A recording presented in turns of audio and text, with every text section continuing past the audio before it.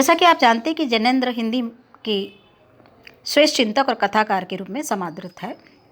इनके लेखन पर गांधीवादी चिंतन और मनोविश्लेषण का गहरा असर है और इन्होंने कई प्रमुख उपन्यास लिखे हैं, जिनमें परख, सुनीता, त्यागपत्र, कल्याणी आदि प्रमुख हैं। इनके कई कहानी संकलन भी प्रकाशित हुए, जिनमें फांसी, वातायन, नीलम देश की राजकन्या, एक रात, पाजेब, जयसंधि आदि उल्लेखनीय हैं। इन्होंने कई निबंध संग्रह भी लिखे हैं। और जैनेन्द्र की कहानी के संदर्भ में बात की जाए तो हिंदी से जैनेन्द्र एक कहानीकार, ऐसे कहानीकार के रूप में उभर के आते हैं कि उनकी कहानियों में मनोवैज्ञानिक जो है कहानियाँ हम पाते हैं, उनका सूत्रपात इसमें देखा जा सकता है। और इनकी जो कहानियाँ हैं वो सामाजिक धरातल से हटकर व्यक्ति के अंतर मन में घटित होती है, मतलब उसके मनोवैज्ञानिक विश्लेषण को हमारे समक्ष प्रस्तुत करती है। कहानी पात्र की मानसिक परिस्थितियों और प्रभाव के साथ आकार लेती है और लेखक अपने विचारों एवं चिंतन से कहानी में हस्तक्षेप करता चलता है, जो मानव संबंधों, मानवीय व्यापारों एवं मानव नियति की निजी समझ, अनुभूति और अंतर्दृष्टि पर आधारित होता है। घटना के स्थान पर चरित्र और वर्णन या विवरण के बजाय सांकेतिकता या अनुभूति का तीव्र संस्पर्श इनकी कहानियों की विशेषता होती है। मतलब जो मनोवैज्ञानिक कहानी होती है उसके अंदर ये प्रमुख विशेषताएं हमें देखने को मिलती है, जिसमें निजी समझ, अनुभूति, अंतर्दृष्टि आदि पर यह कहानी आधारित होती है। और कहानी जो है कहानी के अंदर जो है न तो किसी घटना का वर्णन होता है या ना स्थान का, ना चरित्र के और वर्णन या विवरण के बजाय इसमें केवल एक संकेत मात्र हमें मिलता है और एक तीव्र अनुभूति हमें इसमें दिखाई देती, महसूस होती है। और ये जैनेन्द्र की कहानियों की विशेषता है।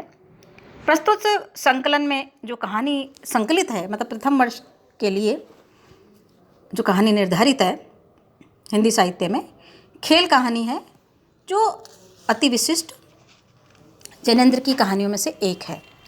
इसके अंदर बाल मनोविज्ञान का बड़ा सूक्ष्म विश्लेषण प्रस्तुत किया गया है।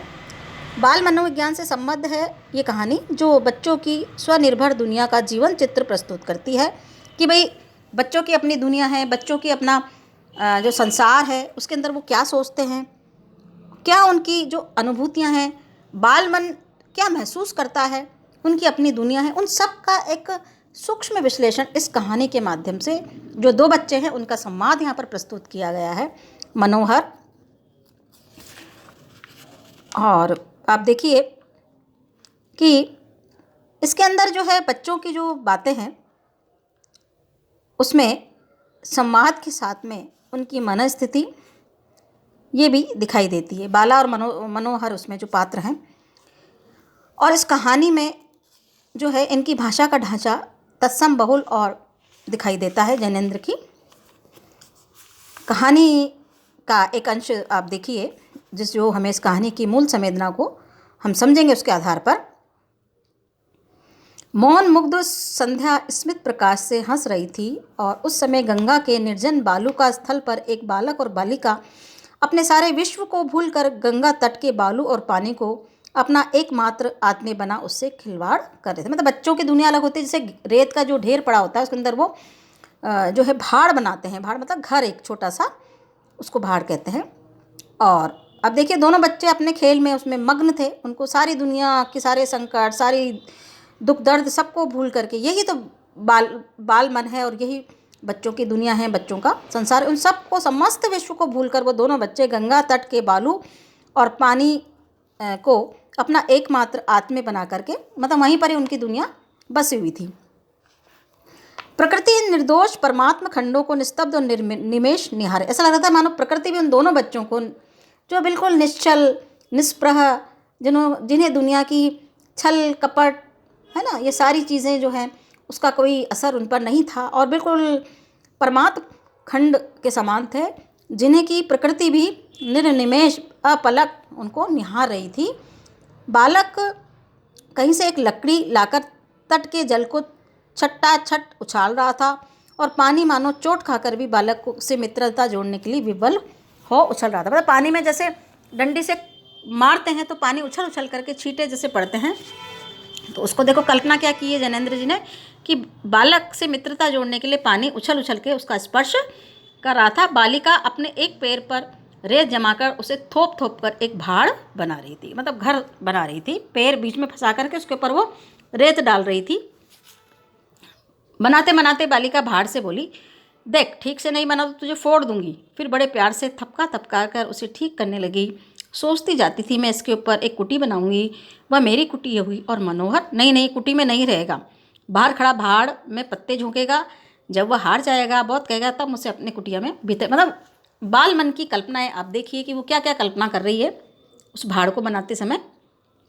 और उधर क्या था, वो मनोहर अपने पानी से हिल मिलकर खेल रहा था। उसे क्या मालूम कि यहाँ अकारण उस पर रोष और अनुग्रह किया जा रहा है, कि वो बालिका अपने मन में खुद ही प्रश्न कर रही है और खुद ही उसके उत्तर दे रही है उस बालक मनोहर के को लेकर के। बालिका सोच रही थी मनोहर कैसा अच्छा है, पर वह दंगा ही बड़ा है, हमें छेड़ता ही रहता है। उस अब के दंगा करेगा तो हम उसे कुटी में साजी नहीं करेंगे, साजी होने को कहेगा तो उसे शर्त करवा लेंगे, तब साजी करेंगे। बालिका का नाम क्या था? सुरबाला। 7वें वर्ष में थी। मनोहर कोई 2 साल उससे बड़ा था, मतलब वो 9 वर्ष का था। दोनों बच्चे बहुत छोटे थे और दोनों की जो दुनिया थी, उनकी संसार जो था, उनका सपने जो थे, है ना, और उनको जो महत्वाकांक्षाएं थी, उनकी जो इच्छाएं थी, बिल्कुल सीमित इस प्रकार थी। बालिका को अचानक से ध्यान आया। अब देखिए कि वो भाड़ को लेकर उसने क्या क्या बातें, क्या क्या कल्पना वो कर रही है। यही यहाँ पर बाल मनोविज्ञान यहाँ पर जैनेंद्र जी प्रस्तुत करते हैं कि भाड़ की छत तो गर्म होगी, उस पर मनोहर रहेगा कैसे? मैं तो रह जाऊंगी पर मनोहर तो जलेगा। फिर सोचा उससे कह दूंगी, भाई छत बहुत तप रही है, तुम जलोगे, तुम मत जाओ। पर अगर उसने नहीं माना तो मेरे पास वो बैठने को आया ही, तो मैं क्या कहूँगी, भाई उठो, ठहरो, मैं बाहर आती हूँ। पर वो मेरे पास आने की जिद करेगा क्या? जरूर करेगा, वो बड़ा हठी है, पर मैं उसे आने नहीं दूंगी। बेचारा तपेगा, भला कुछ ठीक है, ज़्यादा कहेगा तो मैं धक्का दूंगी और कहूँगी, अरे जल जाएगा मूर्ख। ये सोचने पर उसे बड़ा मजा आया, मतलब खुद ही कल्पना लोक में विचरण कर रही है और बड़ी प्रसन्न हो रही है बालिका। उसका मुंह सूख गया, उसे मानो उसने मनोहर को धक्का दे करके गिरने का जो हास्योत्पादक करुण दृश्य सत्य की भांति उसके सामने प्रत्यक्ष हो गया था। अब ये देखिए कि इस जो गद्यांश में जैनेंद्र ने खेल कहानी के अंदर बाल मन की जो दुनिया है, बाल मन का जो संसार है, उसका जो है संवादों के माध्यम से एक सृजन किया है। उस कल्पना संसार को, उनके उस मनोविज्ञान को हमारे समक्ष प्रस्तुत किया है कि बच्चों की दुनिया कितनी निष्प्रह, कितनी स्नेहिल और कितनी आत्मीय भाव से भरी होती है, जो कुछ क्षण के लिए वो एक दूसरे से नाराज़ हो जाते हैं और फिर भी नाराज़ होने के बाद भी वो एक दूसरे के जो है कष्ट और तकलीफ़ों का ध्यान रखते हैं। तो यहाँ पर इस कहानी में कहानीकार जैनेंद्र ने बाल मन की जो विचित्र दुनिया है, बाल मन का जो सरल दुनिया है, बाल मन की जो अद्भुत दुनिया है, उनको इस कथा के माध्यम से, इस कहानी के माध्यम से उसको हमारे समक्ष उद्घाटित किया है।